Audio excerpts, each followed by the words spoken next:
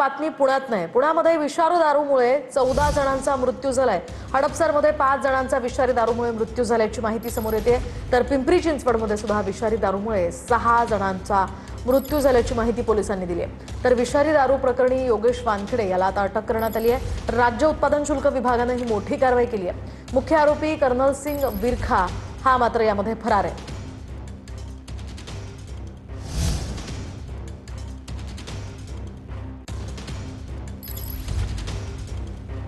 तर आपण पाहतोय पुण्यामध्ये विषारी दारूमुळे 14 जणांचा मृत्यू झाल्याची ही माहिती समोर येते। त्या पार्श्वभूमीवर आता कारवाईला वेग आलेला आहे। आतापर्यंत हडपसरमध्ये 5 तर पिंपरी चिंचवडमध्ये 6 जणांचा मृत्यू झाल्याची माहिती पोलिसांनी दिली आहे। त्यानुसार आता आरोपी योगेश वानखेडे याला अटक करण्यात आली आहे। मात्र मुख्य आरोपी कर्नल सिंग विरखा हा फरार आहे। दुसरीकडे विषारी दारूचे सॅम्पल्स घेण्यासाठी फॉरेन्सिक टीम आता पोलीस स्थानकात दाखल झालेली आहे। त्यानंतर हा सगळा तपास केला जाईल आणि सगळं सत्य बाहेर येणार आहे। शिवाय पोलीस स्टेशनला भेट द्यायला आले। आज मी सकाळीच खरं ती बातमी माझ्यापर्यंत पोहोचली आणि विषारू दारूमुळं जवळपास 7 जण मृत्युमुखी पडलेले।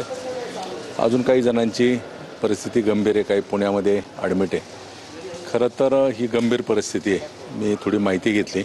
तो दारू सप्लाय करणारा होता, खडकीतून दारू येरवड्यातून दारू सप्लाय या ठिकाणी करत होता आणि खास करून झोपडपट्टीमध्ये राहणारा गरीब वर्ग याच्यामध्ये मृत्युमुखी पडलेला आहे। व्यसनाच्या आहारी जात असताना खरं तर या सगळ्या गोष्टी खरं तर दुर्दैवी बाब आहे घडल्या आहेत आणि या माध्यमातून मी पोलीस स्टेशनला आता पोलीस अधिकाऱ्यांशी या संदर्भात चर्चा करणार आहे की अशा पद्धतीने पिंपरी चिंचवड शहरामध्ये बाहेरचा येऊन तो व्यवसाय करतो, बाहेर म्हणजे पुणे शहरातला खडकीमधून येऊन तो या ठिकाणी व्यवसाय करतो आणि लोकांच्या जीवाशी खेळतोय। याच्यावरती सक्त कारवाई झाली पाहिजे। शहरामध्ये जे जे अवैध धंदे चालू आहेत, खास करून झोपडपट्टीच्या भागामध्ये असतील, यामध्ये अवैध धंदे चालू ते पूर्णपणे 100% रोखले गेले पाहिजे। अशा प्रकारच्या घटना घडतात त्यावेळेस आपण सगळे जागे होतो, परंतु या सातत्यानं चालत आलेली ही एक प्रक्रिया आहे लोकांमध्ये, ही कुठेतरी रोखली गेली पाहिजे। आणि जे व्यसनाधीश झालेले आहेत ते अशा प्रकारचे कमी पैशामध्ये मिळणारी दारू शोधतात आणि जीवाशी त्यांचा देखील खेळ होतो।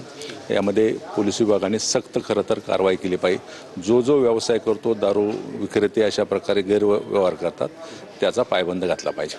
नक्कीच आपण पाहतोय की कडक कारवाई करण्याची मागणी जी आहे ती आता खासदार श्रीरंग बारणे यांनी या ठिकाणी करताना पाहायला मिळतात। आपण पाहिलं तर काही वेळापूर्वी खासदार श्रीरंग बारणे जे आहेत ते आता दापोडी पोलीस ठाण्यात जे आहेत ते आता माहिती घेण्यासाठी आलेले आपल्याला एकूणच पाहायला मिळत आहे। Cameraman Abhijit Sameer Ranjit Jadhav, TV9 Marathi, Pimpri Chinchwad. Sir ये पूरा मामला दापोडी पुलिस स्टेशन के एरिया में दापोडी पुलिस स्टेशन के फुगेवाड़ी एरिया में कुछ लोगों की मृत्यु होने की इंफॉर्मेशन प्राप्त हुई थी।